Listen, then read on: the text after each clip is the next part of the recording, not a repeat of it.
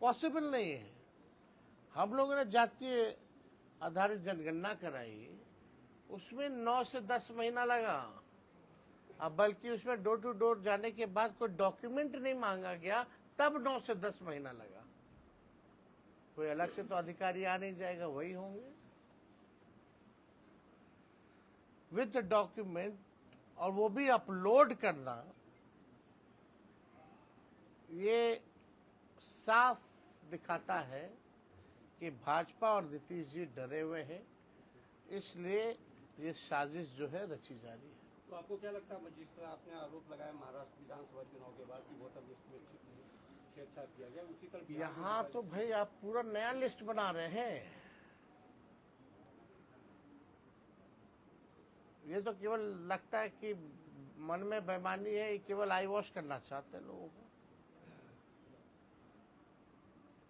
आप बताइए ना, हम तो सवाल पूछ रहे हैं। इलेक्शन कमीशन के पास हमारा डेलीगेशन भी जाने वाला है,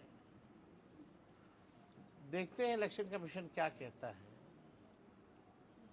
लेकिन इलेक्शन कमीशन की जिम्मेवारी होती है कि सब पॉलिटिकल पार्टी को बुला करके कम से कम बात तो कर लेते, सलाह तो ले लेते, सेटिस्फाई तो कर देते।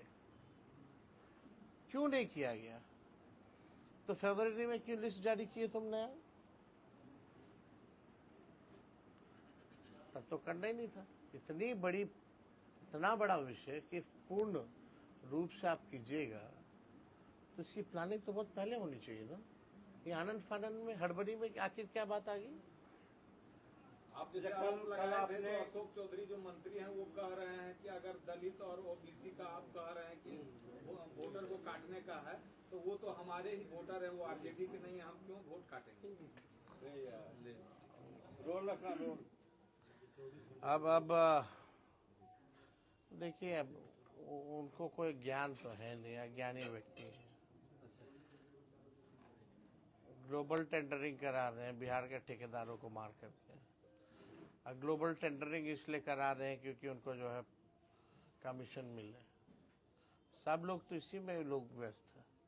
उन लोगों को लेना देना कौन है? अज्ञान कौन दे रहा है? वो चुनाव कब लेने हैं? वो बैकडोर वाले हैं कि चुनाव लड़के जीत के मंत्री बने। वो तो ऐसे मंत्री हैं कि 6-6 महीना तक एमएलसी बने रहेंगे, मंत्री बने रहेंगे बिना एमएलसी के, सॉरी, मंत्री बने रहेंगे बिना एमएलसी के। ये तो वही मंत्री है ना जो चुनाव जीते हैं क्या, कि बैकडोर से आते हैं? ये लोग क्या ज्ञान देगा?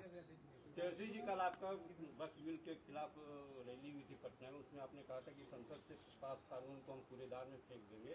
अभी इस कानून बीजेपी का बयान आया है कि एसपी और आरजेडी का समाजवाद नवाजवाद है, क्या कहेंगे? गरीबी पे, बेरोजगारी पे, पलायन पे इनका मुंह नहीं खुलता। बिहार को इन्होंने क्या 20 साल में बना दिया? 11 साल में प्रधानमंत्री एक चीनी मिल नहीं खुलवा पाए। हम लोगों ने 5 लाख नौकरी दी, हम लोगों ने आईटी, स्पोर्ट्स, टूरिज्म पॉलिसी बनाई, हम लोगों ने 4.5 लाख नियोजित शिक्षकों को राजकीय कर्मी का दर्जा दिया। प्रधानमंत्री जी 11 साल में शुगर मिल नहीं चालू करा पाए, लेकिन तेजस्वी ने रीगा का चीनी मिल चालू कराया। तो बोलने के लिए कुछ नहीं है, धर्म के नाम पे बोलते हैं। लेकिन ये भाजपा वाले बोलो, जो हमारे भगवान है, जिसके हम वंशज हैं, भगवान कृष्ण, भागवत गीता उनका दिया हुआ है, और हमारे उन्हीं के परिवार के लोग हैं, हम लोग दादा के रूप में उनको देखते हैं। क्या हम भागवत गीता का यादव समाज अगर कथावाचक बने, कोई पिछड़ा बने, तो ये भाजपा वाले लोग उसका मुंडन कराते हैं। ये असली चरित्र है भाजपा की। ये भाजपा के जो सुधांशु त्रिवेदी जी हैं, इन लोगों का कोई देश की आजादी में कोई योगदान रहा है क्या? ये लोग तो अंग्रेज के गुलाम रहे हैं। लोग इमरजेंसी में इनके पिता जेल गए? क्या मेरे पिता इमरजेंसी में जेल गए? ये लोग क्या हम लोगों को बताने का काम करेगा? और किसान कानून जो इन लोगों ने बनाया था कौन कूड़ेदान में फेंका था? मोदी जी ना फेंके थे। हाँ, तो वो तो कूड़ेदान में फेंक सकते हैं। तो जो गैर संवैधानिक है उस बिल को हम क्यों ना फेंके, उस कानून को हम क्यों ना फेंके? और बिहार में एकदम नहीं लागू होगा। यहाँ धर्म जाति देख करके राजनीति नहीं चलने वाली है। अब केवल काम के आधार पर, मुद्दों के आधार पर राजनीति होगी। ये भाजपा के लोगों के पास कोई उपलब्धि नहीं है तो धर्म के बारे में बात करेंगे। नीतीश जी जो अभी 1100 रुपया का घोषणा किया है पेंशन वाला, तो क्या आपके माए बहन योजना के रिएक्शन में वो मतलब उसको घोषणा करना आपको क्या लगता है 20 साल में क्यों नहीं किए? ये तो पेंशन का जो हमने कहा था 1500 करेंगे, और हमने कहा माई बहन मान योजना लाके 2500 रुपया करेंगे। ये 2500 रुपया का भी कॉपी करने वाले हैं। चलिए अच्छा है, कम से कम नकलें करे, कुछ तो लोगों को लाभ तो हो। मोदी जी या नीतीश जी ने इतनी महंगाई बढ़ाई है तो कम से कम हमारे ही दबाव में हमारी ही योजना का कॉपी करे तो क्या फर्क पड़ता है?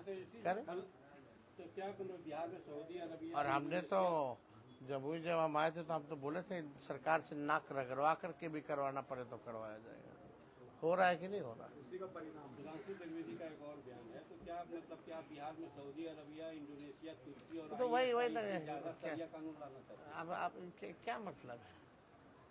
देश संविधान से चलता, हम संविधान को मानेंगे। जो गैर संवैधानिक चीजें हैं उसको कूड़ेदान में फेंका जाएगा।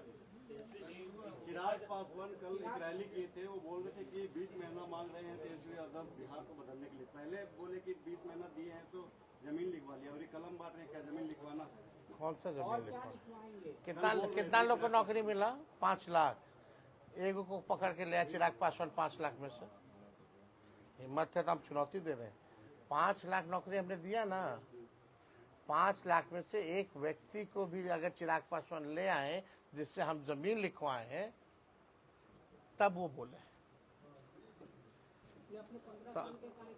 चिराग पासवान सही राजनीति कर रहे हैं ना बिहार में? हाँ, चिराग पासवान सही राजनीति कर रहे हैं ना बिहार में? आपके जमुई कितना दिन आते थे सांसद थे तो? उनका दफ्तरों बना था जब तक सांसद थे तो 10 साल में।